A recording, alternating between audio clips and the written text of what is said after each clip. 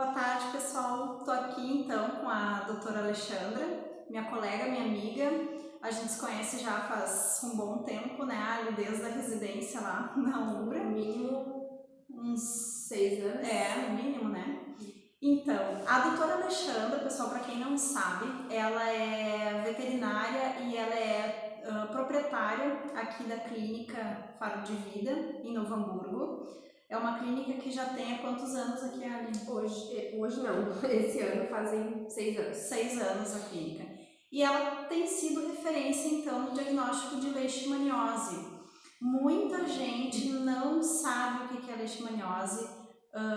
Alguns colegas ainda têm algumas dúvidas também com relação ao diagnóstico, porque não é assim tão simples, tá? E eu, como eu trabalho aqui já há um tempo com a doutora Alexandra, eu venho acompanhando também ela em alguns casos que ela faz o diagnóstico, então eu quis trazer um pouquinho e dividir com vocês essas informações, tá?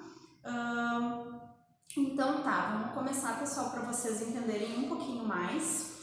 Então a doutora Alexandra vai explicar o que é a leishmaniose.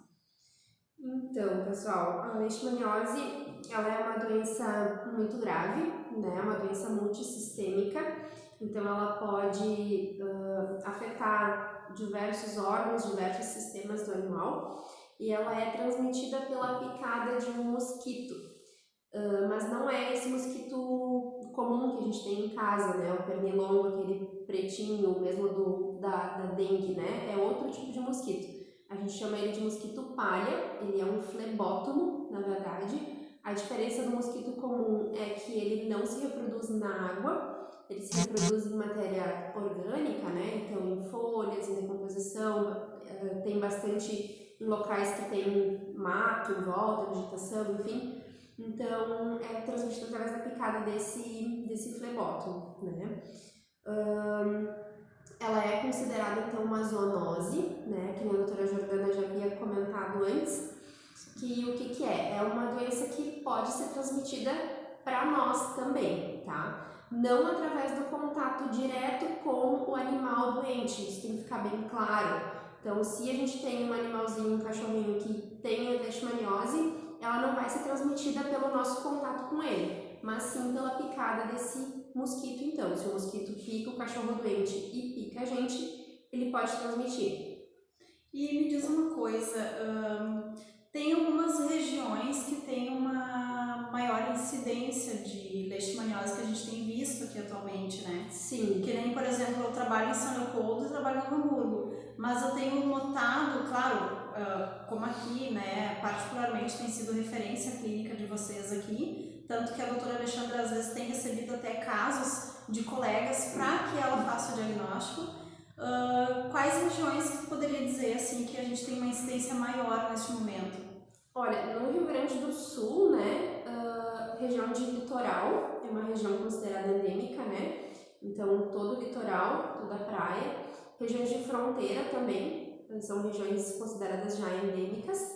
E agora, na verdade, ela já está espalhada pelo estado todo, né? Tanto que aqui na clínica a gente já tem mais de 30 pacientes diagnosticados que são residentes de Novo Hamburgo.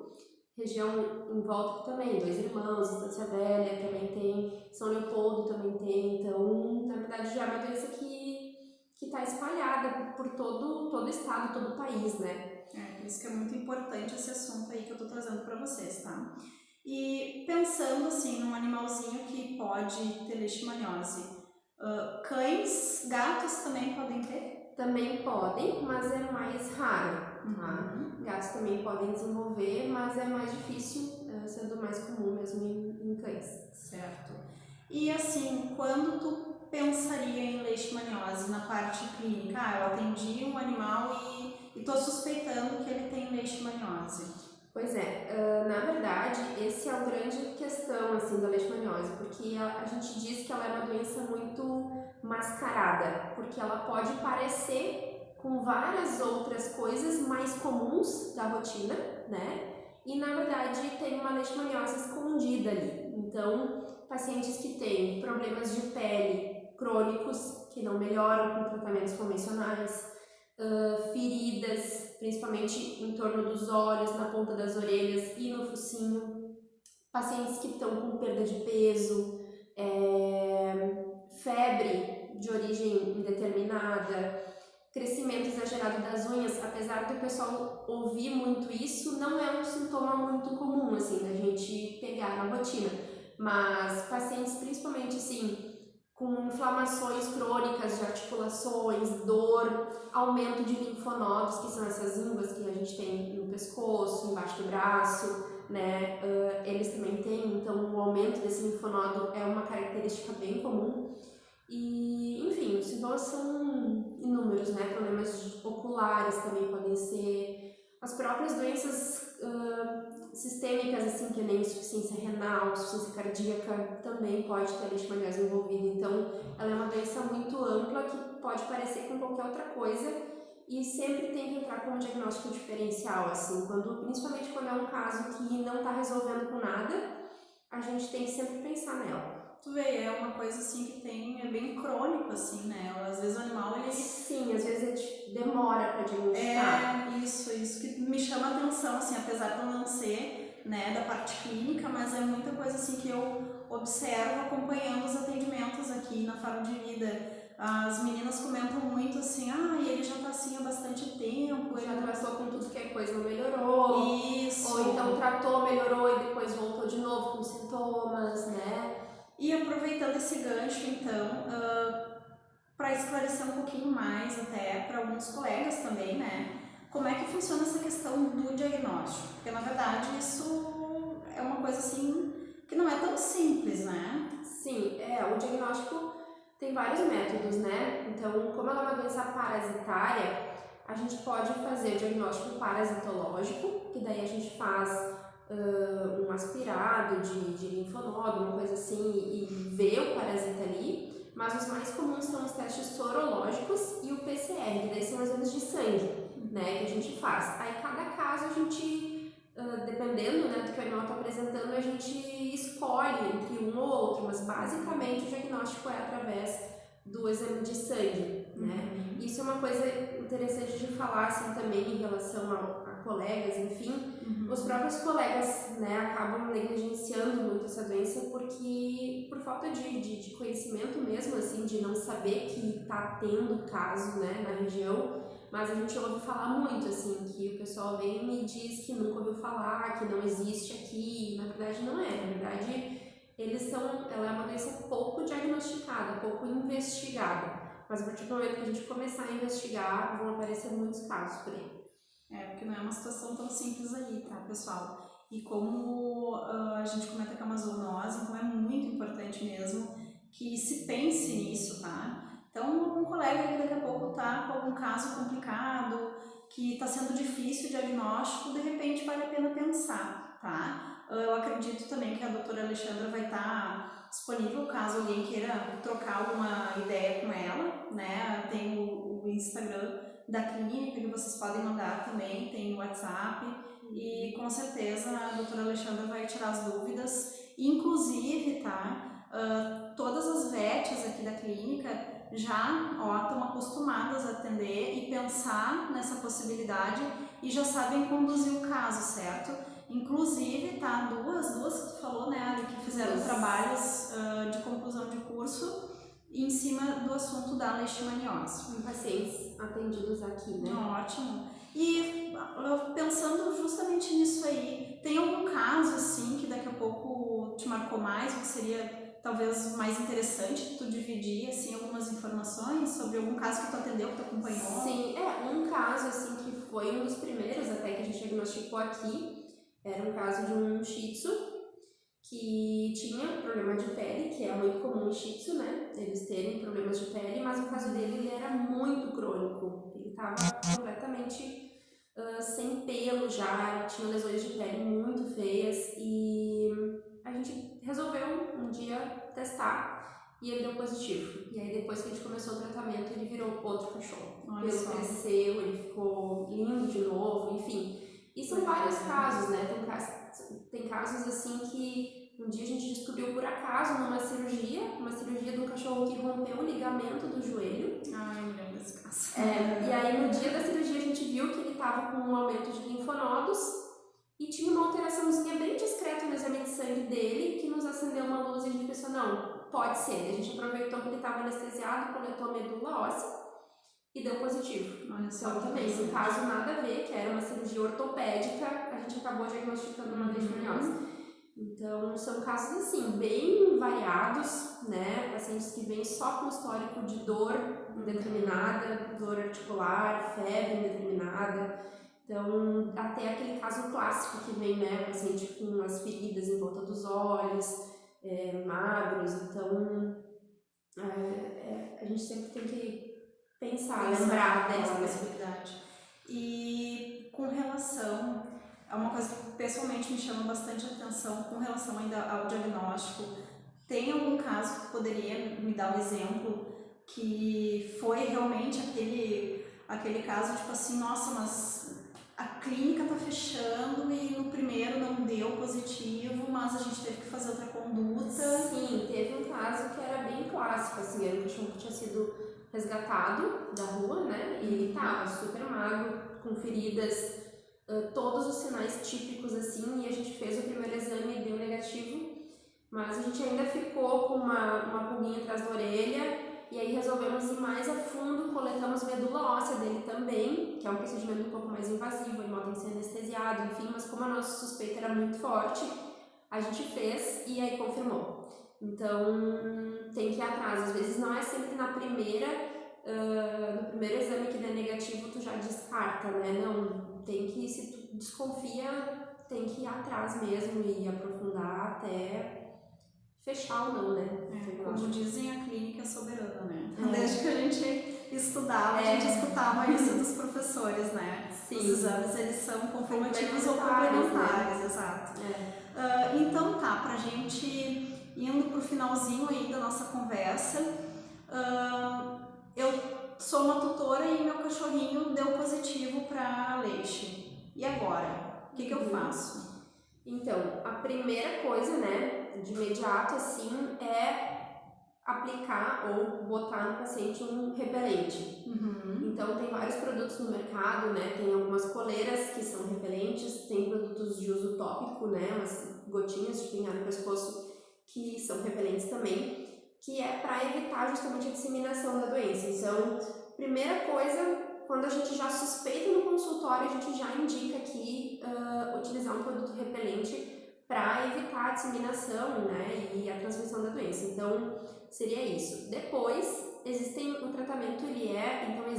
tratamento hoje para leishmaniose, né, isso tem que ficar claro. Até poucos anos atrás, no Brasil, o tratamento ele era proibido. Então, todos os animais que eram diagnosticados positivos eram obrigados a ser sacrificados, tá? E isso mudou agora, né? Não faz muito tempo.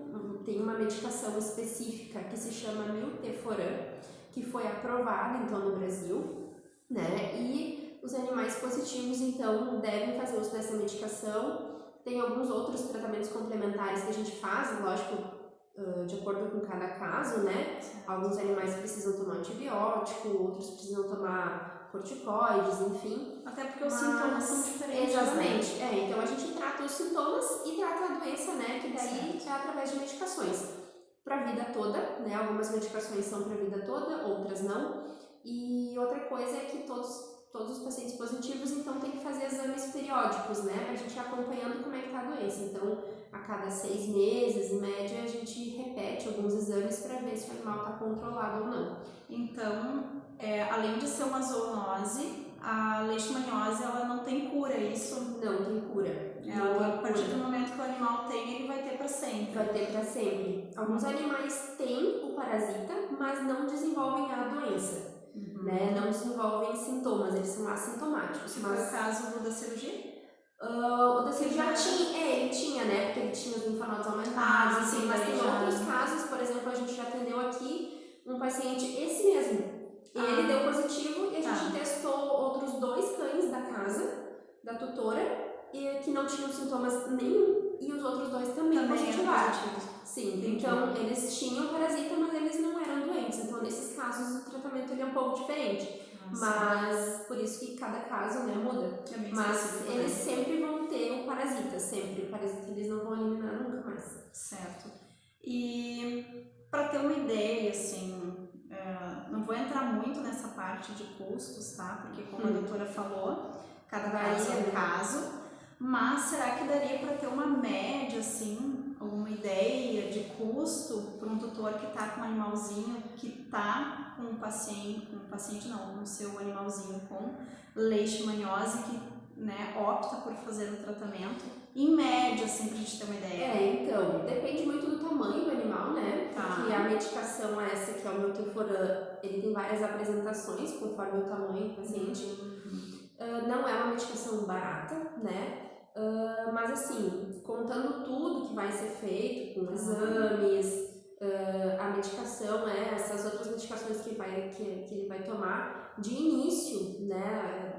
Imediato, assim, fica ali em torno de uns 3 mil reais. Tá. Isso por ano? Ou por... Não, como é que funciona, no mais ou início do menos, tratamento. assim? No início. Depois diminui, porque daí a medicação essa, né, que é o Milteforam, talvez o paciente não vá precisar usar mais uma vez. Talvez ele use só faça um tratamento e nunca mais use.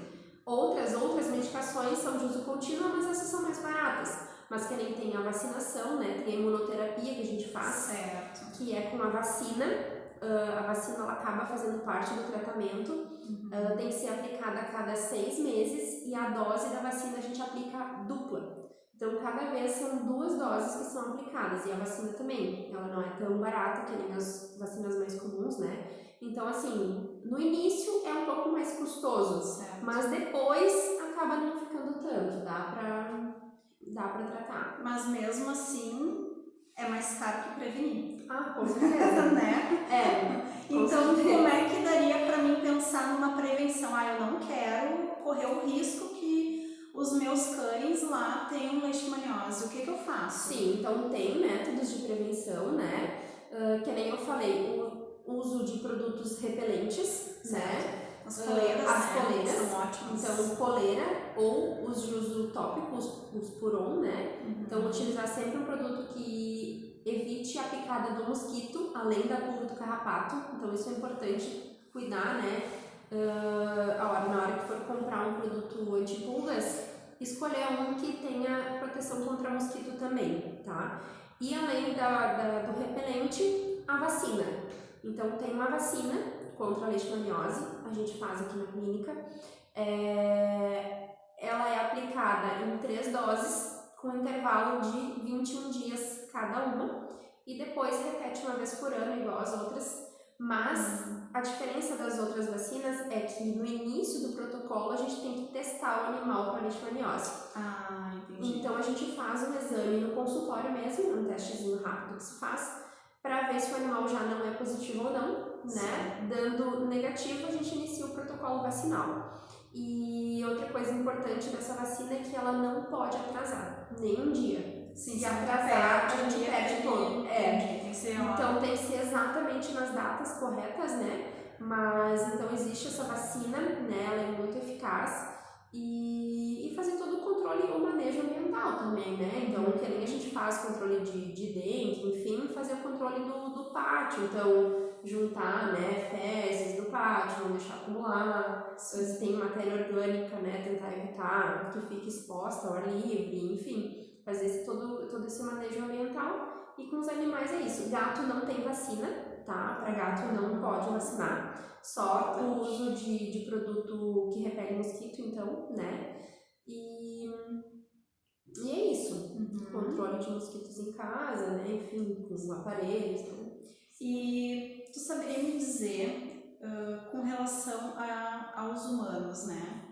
Um humano que acaba contraindo a doença, ele fica muito mal, pode vir a óbito? Como é que é isso, assim? Tu saberia explicar alguma coisa? Alguma coisa, assim, eu sei, né? Não sei muito detalhe, mas sei que é uma doença também multissistêmica, né? As pessoas também podem apresentar, assim, febre de origem determinada, dor pelo corpo. Sintomas crônicos. Também. E pode, sim, levar a óbito, tá?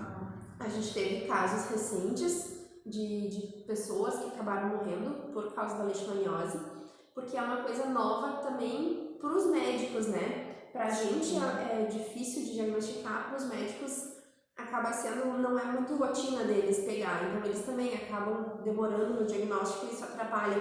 Então, em Santa Maria teve uma pessoa que veio a óbito, em Porto Alegre tiveram algumas crianças também que acabaram contraindo e vieram a óbito também. Isso. Então é uma doença muito grave, né? E a melhor forma de prevenção. É uma doença de notificação obrigatória, então, né? Sim, notificação obrigatória. Ela tá na lista das doenças da OMS, inclusive. Tá. Né?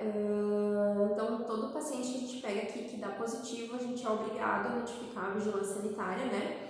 Para que ela vá na casa dessa pessoa, para ver, né, o ambiente, fazer o trabalho de saúde pública que tem que ser feito, né? Certo. E fazer um mapeamento também, né? Exatamente. É importante também. Então, acredito que a gente conseguiu esclarecer muita coisa, né, com esse vídeo sobre a leishmaniose. Eu, particularmente, já queria conversar com a doutora Alexandra faz um tempinho a mais, só que em virtude da rotina, às vezes a gente não consegue, né? E eu achei muito legal essa conversa. Realmente, ela sabe muito. E a gente estuda. É, isso aí. Mas assim, pessoal, quem tiver dúvida, pode entrar em contato, tá? Pode procurar também ali o Instagram, pode procurar telefone, eu vou colocar também para vocês, tá? Aqui na minha página, contatos para vocês conversarem com o pessoal aqui da Clínica Veterinária Faro de Vida, certo? Em Novo Hamburgo. Quem for de Novo Hamburgo, ó, tá bem pertinho. Tá? E é muito bom, o pessoal aqui super competente, tá? A doutora Alexandra, eu já conheço ela há bastante tempo também, uma pessoa excelente, uma veterinária excelente. E é isso aí. Dúvidas que vocês tiverem, manda pra gente, tá? E é isso aí, muito obrigada, pessoal. Espero que vocês tenham gostado. Tá certo? Obrigada, Ali. E aí a gente vai pensar numas próximas aí, de repente, né? Quem sabe? Quem sabe? Então tá, pessoal. Muito obrigada aí por vocês assistirem a gente.